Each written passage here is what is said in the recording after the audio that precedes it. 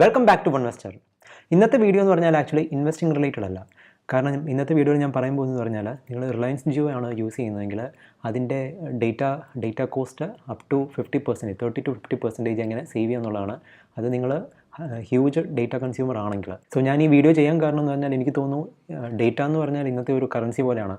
So ഇത് personal finance ആയിട്ട് relate ചെയ്തായതുകൊണ്ടാണ് ഞാൻ എൻ്റെ ഈ ചാനലിൽ ഞാൻ ഇൻക്ലൂഡ് ചെയ്തിരിക്കുന്നത്. നിങ്ങൾക്കറിയായിരിക്കുമല്ലോ, ഇന്ത്യയിൽ റിലയൻസ് ജിയോ വന്നതിന് ശേഷം ഡേറ്റ കൺസപ്ഷൻ എന്ന് പറഞ്ഞാൽ ഭയങ്കര ഹ്യൂജ് ആണ്. ഇൻഫാക്റ്റ് ഇപ്പം ലോകത്തിൽ തന്നെ ഏറ്റവും കൂടുതൽ മൊബൈൽ ഡേറ്റ യൂസ് ചെയ്യുന്ന രാജ്യം.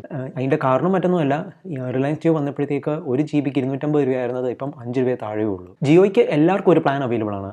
പക്ഷേ ഞാൻ നോക്കിയപ്പോഴത്തേക്ക് ഹൈ ഡേറ്റ കൺസ്യൂമർ ആണെങ്കിൽ, ലെറ്റ്സ് ഇപ്പം ഒരു ദിവസം 10 GB ഒക്കെ ആവശ്യമുള്ളവരാണെങ്കിൽ അവർക്ക് നല്ലൊരു പ്ലാൻ ഇതിൻ്റെ അകത്ത് എടുക്കാനില്ല. അപ്പം ഉള്ള ബെസ്റ്റ് പ്ലാൻ എന്ന് പറഞ്ഞാൽ ഡെയിലി 5 GB ഒരു പ്ലാനുണ്ട്. അതിനാണ് 799 rupees ചാർജ് ചെയ്യുന്നത്. ഞാൻ Onevestor സ്റ്റാർട്ട് ചെയ്തപ്പോഴത്തേക്ക് എനിക്ക് ഒത്തിരി അപ്ലോഡ്സ് വരുന്നുണ്ടായിരുന്നു. അപ്പം ഞാൻ ജിയോ ആണ് യൂസ് ചെയ്യുന്നത്. സോ ഞാൻ നോക്കിയപ്പോഴത്തേക്ക് ഈ 799 പ്ലാൻ ആയിരുന്നു എനിക്ക് ആപ്റ്റ്. സോ ഞാൻ അത് ചെയ്തപ്പോഴത്തേക്ക് പെർ ഡേ എനിക്ക് 5 GB എന്നുള്ള ഒരു അപ്ലോഡ് ലിമിറ്റ് അതെനിക്ക് മതിയായിരുന്നു. പക്ഷേ ഞാൻ നോക്കിയപ്പോഴത്തേക്ക് 3 മാസത്തേക്ക് ഏകദേശം 2400 രൂപയാണ് അതിൽ വരുന്നത്. സോ പിന്നെ നെക്സ്റ്റ് റീചാർജ് സൈക്കിളിൽ ഞാനിപ്പോൾ ഒരു കാര്യം ചെയ്തെന്ന് പറഞ്ഞാൽ അവരുടെ 2 GB പ്ലാൻ 2 പ്രാവശ്യം റീചാർജ് ചെയ്ത് നോക്കി.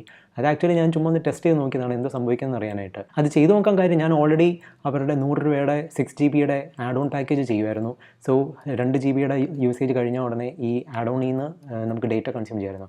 സോ അതുപോലെ ഞാനിപ്പോൾ 2 ആഡ് ഓണിന് പകരം 2 റെഗുലർ പ്ലാൻസ് അങ്ങ് റീചാർജ് ചെയ്ത് നോക്കിയതാണ് എന്തോ സംഭവിക്കുന്നത് അറിയാനായിട്ട്. സോ എന്താ സംഭവിച്ചതെന്ന് വെച്ചാൽ നമ്മൾ 2 പ്ലാൻസ് ഒരേ സമയത്ത് റീചാർജ് ചെയ്യുവാണെങ്കിൽ അതിലൊരെണ്ണം ഓട്ടോമാറ്റിക് ആയിട്ട് ആക്ടിവേറ്റ് ആവും. നമുക്ക് വേറെ പ്ലാൻസ് ഒന്നും ഇല്ലെങ്കിൽ രണ്ടാമത്തെ പ്ലാൻസ് തന്നെ അവിടെ ആക്ടിവേറ്റ് എന്നുള്ളൊരു ബട്ടൺ കാണും.